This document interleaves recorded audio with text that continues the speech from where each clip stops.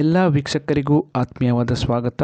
ಇವತ್ತಿನ ವಿಡಿಯೋದಲ್ಲಿ ನಾನು ನಿಮಗೆ ತುಳುನಾಡಿನ ಭೀಮಾ ಎಂದೇ ಪ್ರಖ್ಯಾತನಾಗಿರುವಂತಹ ಒಂದು ಹೊತ್ತಿಗೆ 40 kgಗಳಷ್ಟು ಅಕ್ಕಿಯ ಊಟವನ್ನು ಮಾಡುತ್ತಿದ್ದ ಗಜಗಾತ್ರದ ಅಜಾನುಬಾಹು ಶರೀರ ಹೊಂದಿರುವಂತಹ ತುಳುನಾಡಿನ ವೀರ ಅಗೋಲಿ ಮಂಜಣ್ಣರ ಕಥೆಯನ್ನು ಇವತ್ತಿನ ವಿಡಿಯೋದಲ್ಲಿ ನಾನು ನಿಮಗೆ ತಿಳಿಸಿಕೊಡುತ್ತೇನೆ.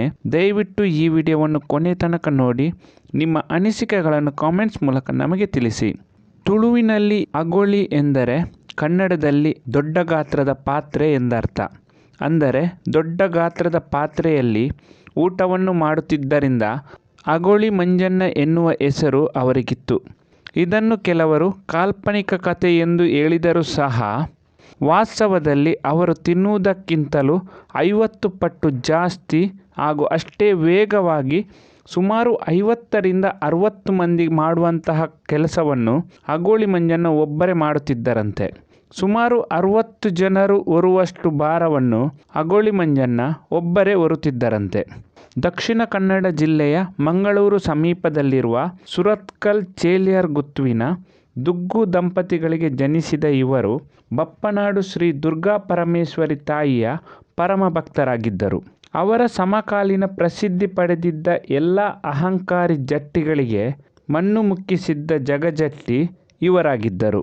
ಬೆಟ್ಟ ಗುಡ್ಡಗಳನ್ನು ಅಗೆದು ಯಾರ ಸಹಾಯವನ್ನು ಪಡೆಯದೆ ಒಬ್ಬನೇ ಗದ್ದೆಯನ್ನು ಮಾಡಿ ಕೃಷಿ ಭೂಮಿಯನ್ನಾಗಿ ಮಾಡಿದ್ದ ಛಲಗಾರ ಇವರಾಗಿದ್ದರು.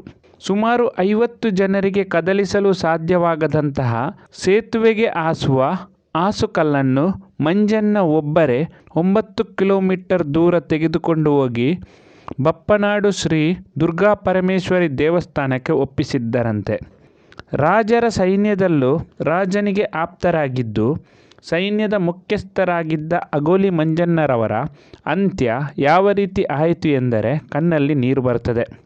ಅವರ ಬಗ್ಗೆ ಮತ್ಸರ ಹೊಂದಿದ್ದ ಅವರ ನೆರೆಹೊರೆಯ ಯುವಕರು ಮಂಜಣ್ಣರವರನ್ನು ಔತಣ ನೀಡುವುದಾಗಿ ಹೇಳಿ ಅವರನ್ನು ಆಹ್ವಾನ ಮಾಡುತ್ತಾರೆ. ಅವರ ಮಾತುಗಳನ್ನು ನಂಬಿದ ಮಂಜಣ್ಣರವರು ನಿಗದಿತ ಸ್ಥಳಕ್ಕೆ ಬಂದಾಗ ಯುವಕರೆಲ್ಲ ಸೇರಿ ಮರೆಯಲ್ಲಿ ನಿಂತು ಎದುರಿಸಲು ಅವಕಾಶವನ್ನು ನೀಡದೆ ಒಂದರ ಮೇಲೊಂದರಂತೆ ಬಾಣಗಳನ್ನು ಪ್ರಯೋಗಿಸುತ್ತಾರೆ. ತುಳುನಾಡಿನ ಇಂತಹ ಅಪ್ರತಿಮ ವೀರನ ಅಂತ್ಯ ಮೋಸದಿಂದ ಆಗುತ್ತದೆ. ಈ ಮಾಹಿತಿ ಇಷ್ಟವಾದಲ್ಲಿ ದಯವಿಟ್ಟು ಈ ವಿಡಿಯೋವನ್ನು ಲೈಕ್ ಮಾಡಿ. ಮುಂದಿನ ವಿಡಿಯೋದಲ್ಲಿ ಹೊಸತೊಂದು ಮಾಹಿತಿಯನ್ನು ನಾನು ನಿಮಗೆ ತಿಳಿಸಿಕೊಡುತ್ತೇನೆ. ಎಲ್ಲ ವೀಕ್ಷಕರಿಗೂ ಧನ್ಯವಾದಗಳು.